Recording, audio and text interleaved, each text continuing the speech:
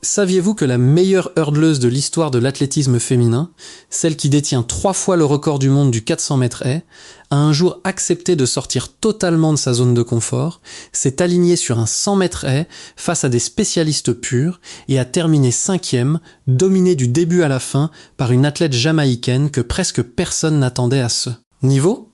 Et ce qu'elle a fait quelques jours plus tard, sur sa distance de prédilection, pas une, mais 2 fois de suite, a immédiatement rappelé à tout le monde pourquoi on la considère comme une extraterrestre de ce sport. Cette saison des sprints et des haies féminines s'est déroulée comme 2 histoires parallèles, chacune révélant un visage totalement différent de l'athlétisme d'élite. Ensemble, elles ont dressé un tableau saisissant de la profondeur, de la volatilité et de l'impitoyabilité de l'athlétisme féminin moderne. Une des 2 histoires concernait le contrôle absolu, une athlète pliant, une épreuve entière à sa volonté. L'autre concernait la disruption pure, où la réputation n'offrait absolument aucune protection, et où seul le timing comptait réellement. Mais avant d'en arriver à cette confrontation, il faut d'abord planter le décor, parce que la ligne de départ de ce 100 mètres haies à Philadelphie réunissait déjà, à elle seule, un plateau absolument exceptionnel. Dans le couloir 1 se trouvait Megan Tapper, une Jamaïcaine extrêmement populaire dans son pays, même si, comme l'ont plaisanté les commentateurs ce jour-là, jamais autant que la superstar qui allait s'aligner à ses côtés. Puis venait Tia Jones, qui participait alors à sa 3e apparition en tant que challenger du Grand Slam, avec un chrono de 12 secondes 19 à son actif, tout juste à côté du record américain, simplement parce qu'elle avait terminé 2e lors de la précédente étape à Miami. Une performance déjà remarquable en soi. À ses côtés se trouvait également Ditaji Kamburi, venue de Suisse, dont la sœur avait dû mettre un terme prématuré à sa propre saison après avoir annoncé sa grossesse, incapable de prendre l'avion pour venir la rejoindre sur cette compétition. Et puis, bien sûr, il y avait elle. La reine de l'ovale elle-même, Sydney McLaughlin-Levron, descendue exceptionnellement sur la distance courte des haies féminines. Elle avait prévu de courir à la fois le 100 mètres haies et le 100 mètres plat lors de cette étape, et tout le monde, absolument tout le monde dans le stade, attendait impatiemment de voir ce qu'elle allait produire sur cette distance qui n'était pourtant pas la sienne. À ses côtés, dans cette course, Akera Nelson, qui avait déjà terminé 3e et 4e sur les courses de haies précédentes cette saison, avant de littéralement exploser sur la distance courte, une athlète dont on sentait que le jour de vérité était peut-être en train d'arriver. Les 2 Jamaïcaines s'alignaient d'ailleurs côte à côte ce jour-là, puisque Danielle Williams avait remporté l'étape précédente à Kingston, tandis que Nelson s'était imposé à Miami. La question dans tous les esprits était simple. Laquelle des 2 allait dominer cette fois-ci? On retrouvait également Tonea Marshall, membre de l'écurie de sprint réputée de l'entraîneur Dennis Shaver à LSU, un groupe connu pour dénicher constamment des athlètes rapides qui ne relâchent jamais leur effort. Les observateurs présents avaient d'ailleurs noté qu'elle paraissait exceptionnellement en forme lors des échauffements. Enfin, Christina Clemons complétait ce plateau, faisant ses grands débuts en Grand Slam, forte de son statut de demi-finaliste olympique et de médaillée d'argent au championnat du monde en salle de 2018. Et puis, enfin, le moment que tout le monde attendait est arrivé. Le record de l'enceinte pour cette distance était alors de 12 secondes 61. Dès le départ, Nelson s'est envolé avec une rapidité redoutable, Tia Jones se plaçant immédiatement dans son sillage sur le côté opposé de la piste. Mais c'est bien Nelson qui menait cette course dès les premières foulées, et elle n'a absolument jamais cédé cet avantage, continuant au contraire de s'éloigner inexorablement du reste du peloton pour finalement s'imposer avec une facilité déconcertante, en 12 secondes 44. Sydney, elle, n'était tout simplement pas dans le coup, dans une épreuve où, il faut bien le reconnaître, on ne l'attendait pas nécessairement à son meilleur niveau. Tia Jones, malgré un départ pourtant très tranchant, a tout de même réussi à conserver la 2e place, mais Nelson avait déjà imposé son autorité sur l'intégralité de cette course. Sydney McLaughlin-Levron terminait 5e. Les commentateurs présents ce jour-là n'ont d'ailleurs pas manqué d'analyser cette performance avec beaucoup de nuances. Les grandes athlètes aiment se lancer des défis, ont-ils rappelé, mais certains auraient préféré la voir se défier avant tout elle-même, sur sa distance naturelle des 400 haies. Une épreuve où l'on sait déjà depuis des années de quoi elle est capable, où elle passe le plus clair de son temps à courir contre le chronomètre plutôt que contre de véritables adversaires directs. La voir enfin affronter d'autres athlètes en chair et en os, sur une distance qui n'était pourtant pas la sienne, avait quelque chose de fascinant en soi, et il semblait évident qu'elle possédait elle-même ce désir profond de se tester ainsi. Il faut savoir se mettre volontairement sous pression pour continuer à progresser, et elle semblait parfaitement consciente de cette nécessité. Elle avait d'ailleurs plutôt bien négocié son départ ce jour-là, mais avoir Nelson positionné juste à ses côtés, avec une cadence de jambes aussi différente de la sienne, avait pu la déstabiliser davantage qu'on ne pourrait l'imaginer de l'extérieur. Habituée à courir en couloir décalé, sans nécessairement d'autres athlètes directement à ses côtés durant une grande partie de la course, se retrouver soudainement collée à une rivale progressant à une vitesse aussi explosive représentait une expérience totalement inédite pour elle. Il ne s'agit clairement pas d'un exercice simple que de courir ainsi juste à côté d'une telle cadence. Il faut d'ailleurs rappeler qu'elle n'avait couru cette distance qu'à 2 reprises seulement, depuis 2021. Tant que l'on ne se frotte pas directement aux meilleurs spécialistes de cette discipline précise, l'entraînement seul ne suffit jamais totalement à préparer ce genre de confrontation. Et malgré cette 5e place, il convient tout de même de souligner qu'elle avait battu, au cours de sa carrière, un certain nombre d'excellentes athlètes sur cette même distance. Passons maintenant au 2e jour de cette étape du Grand Slam, avec les compositions de couloirs pour la grande course suivante, celle du 400 mètres plat, sans haies cette fois.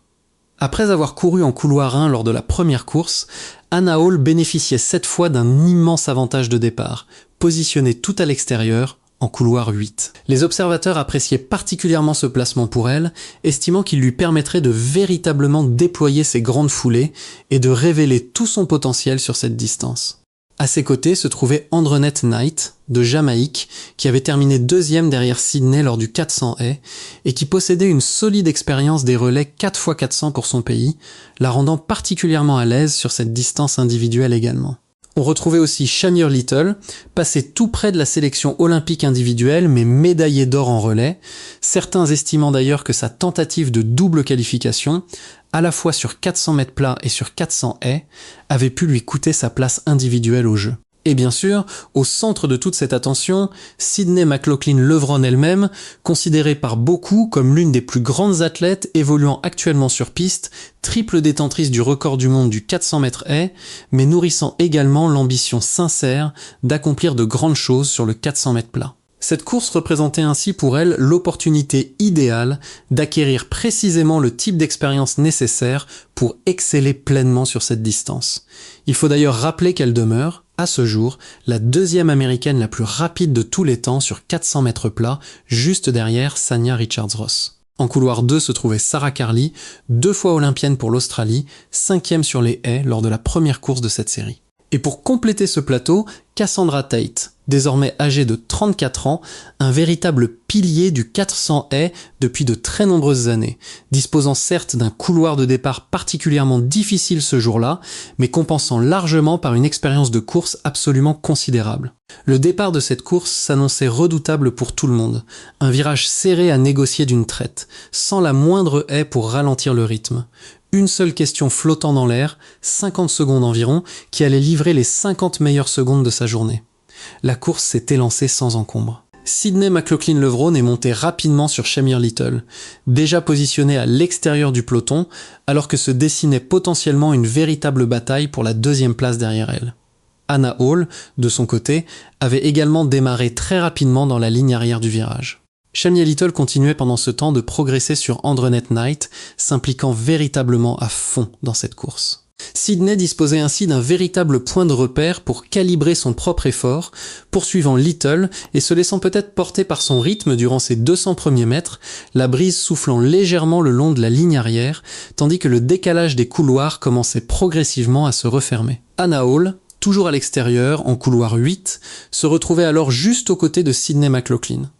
Mais au moment d'aborder la dernière ligne droite, cet écart minime s'est soudainement transformé en une avance de 3, 4, puis 5 mètres, et Sydney s'est littéralement envolée. La vitesse, la puissance et l'aisance glissant absolument sans effort apparent tout le long de cette ligne droite finale, pendant que les autres concurrentes se battaient férocement derrière elle, Hall tentant désespérément de conserver son avance sur Andronette Knight.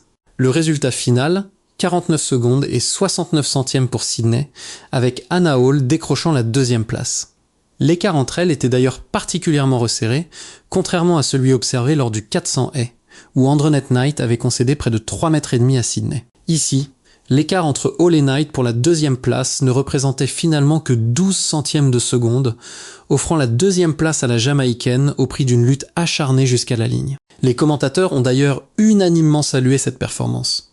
Sydney semblait parfaitement à l'aise tout au long de cette course, un chrono de 49 secondes 69 dont elle pouvait légitimement se réjouir. Ce qui impressionne particulièrement chez elle, c'est cette position de course qu'elle adopte naturellement, remarquablement équilibrée, avec une amplitude idéale aussi bien vers l'arrière que vers l'avant, les hanches parfaitement positionnées, une stabilité impressionnante. Une telle qualité technique de course ouvre littéralement un champ de possibilités immense, et elle exploite pleinement ce potentiel dans absolument tout ce qu'elle entreprend sur cette piste. Si vous voulez d'autres analyses comme celle-ci sur les plus grandes athlètes du moment, abonnez-vous pour ne rien rater, parce que la suite de cette histoire est encore plus impressionnante. Quelques instants plus tard, dans cette même journée de compétition, place à la véritable épreuve de prédilection de Sydney McLaughlin-Levrone, le 400 mètres haies. Rochelle Clayton, jamaïcaine de 32 ans, avait déjà couru un 400 mètres plat cette saison, en 52 secondes 3 environ, un chrono relativement proche de son record personnel. Sa compatriote et coéquipière Andronette Knight affichait, elle, un chrono en salle de 52 secondes 8, sachant que l'on court généralement plus rapidement en extérieur qu'en intérieur. On retrouvait également Kathleen Peters, des Pays-Bas, faisant partie intégrante de l'excellent relais néerlandais 4x400, ainsi que du relais mixte, deux formations néerlandaises particulièrement performantes lors des grands championnats internationaux comme les Jeux Olympiques et les Mondiaux. Cassandra Tate, positionnée en couloir intérieur, risquait fort de voir les autres concurrentes s'éloigner d'elle assez rapidement, notamment avec Peters, positionnée en couloir 3. Le départ a été légèrement retardé par le starter, mais la course s'est finalement élancée sans le moindre problème. McLaughlin-Levrone a immédiatement pris les commandes de cette course. Rochelle Clayton, de son côté, a dû abandonner dès les 100 premiers mètres, peut-être dans une tentative désespérée de suivre le rythme effréné imposé par l'américaine, filant déjà à une vitesse absolument foudroyante. Cassandra Tate, positionnée en couloir intérieur, a quant à elle négocié un premier 200 mètres absolument excellent. Mais la question demeurait de savoir si elle allait finir par payer cette audace initiale une fois arrivée dans la ligne droite finale, alors que le vent commençait à se faire sentir. Sydney, seule en tête comme on pouvait légitimement s'y attendre, laissait alors le reste du peloton se livrer une véritable bataille acharnée pour les places d'honneur derrière elle. Tate, elle, commençait progressivement à marquer le pas dans cette dernière ligne droite. Mais c'est bien Sydney McLaughlin-Levrone qui franchissait la ligne en tête, décrochant ainsi sa deuxième victoire de la journée sur les haies longues féminines, avec un chrono de 50 secondes 32 centièmes. Andronette Knight complétait le podium en décrochant la deuxième place. La course avait été particulièrement exigeante ce jour-là, le vent ne facilitant absolument rien pour aucune des concurrentes présentes sur cette piste, mais la victoire de Sydney, elle, n'a jamais véritablement été remise en question à aucun moment de cette course. Seule restait la question de savoir à quelle vitesse et avec quel écart elle allait finalement s'imposer une nouvelle fois. La réponse fut un écart d'environ 2 secondes entières, une distance absolument considérable sur une épreuve de 400 mètres. Il faut néanmoins préciser que les meilleurs chronos de la saison, à ce moment précis, appartenaient encore à d'autres concurrentes, avec notamment Dalila Muhammad évoluant elle aussi autour de la barre symbolique des 52 secondes. Mais ce jour-là, à cette étape précise du Grand Slam, c'est bien Sydney McLaughlin-Levrone qui s'imposait comme la grande gagnante incontestée de cette compétition. Les commentateurs n'ont d'ailleurs pas manqué de souligner l'ampleur de cette performance combinée sur l'ensemble de la journée. Courir un temps aussi rapide sur 400 mètres haies tout en étant capable, la même saison, de produire un chrono aussi impressionnant sur le plat relève tout simplement de l'inédit pour une spécialiste des haies. Elle avait d'ailleurs déjà couru un 200 mètres en 22 secondes environ, face à un vent contraire particulièrement défavorable la saison précédente. En termes de vitesse pure, elle n'est littéralement plus comparable à la plupart des athlètes évoluant sur cette même piste aujourd'hui. Certains observateurs se sont même risqués à imaginer qu'elle pourrait, plus tard dans l'année, décider de tenter sa chance directement au championnat du monde sur le 400 mètres plat. Voire même, pourquoi pas, sur 800 mètres, une perspective qui, bien qu'accueillie avec un certain scepticisme amusé par certains commentateurs, ne semblait plus totalement hors de portée au vu de ce qu'elle venait tout juste de démontrer sur cette double journée de compétition. Pour l'instant, elle se contentait visiblement de dérouler tranquillement son programme habituel, sécurisant au passage une prime financière confortable, environ 400 000 $, simplement en participant et en dominant ces deux épreuves comme elle sait si bien le faire. Mais si elle décidait un jour de véritablement se tester face à d'autres concurrentes sur des distances totalement différentes, comme elle venait précisément de le faire avec les haies courtes quelques jours plus tôt, cela promettait des affrontements absolument passionnants à venir contre certaines des meilleures spécialistes de ces disciplines. Et pendant que la fête battait déjà son plein dans les tribunes du stade, il convient de rappeler que ces 2 journées de compétition, prises dans leur ensemble, capturent parfaitement l'essence même du paysage actuel du sprint et des haies féminines. La domination et la disruption y coexistent constamment, côte à côte, sans jamais véritablement se neutraliser l'une l'autre. Les superstars peuvent être défiées, et parfois même battues sans appel, à l'instant précis où elles sortent de leur épreuve de prédilection pour explorer de nouveaux territoires. Tandis que les hiérarchies pourtant solidement établies peuvent soit s'effondrer instantanément sous la pression d'une athlète inspirée, soit au contraire tenir bon face à l'adversité la plus intense qui soit. Dans l'athlétisme féminin d'aujourd'hui, rien n'est jamais véritablement garanti d'avance. Absolument rien, si ce n'est l'excellence elle-même, sous toutes ses formes les plus imprévisibles. Dites-moi en commentaire ce que vous pensez de cette double performance de Sydney McLaughlin-Levrone. Un véritable coup de maître, malgré la défaite initiale sur les haies courtes.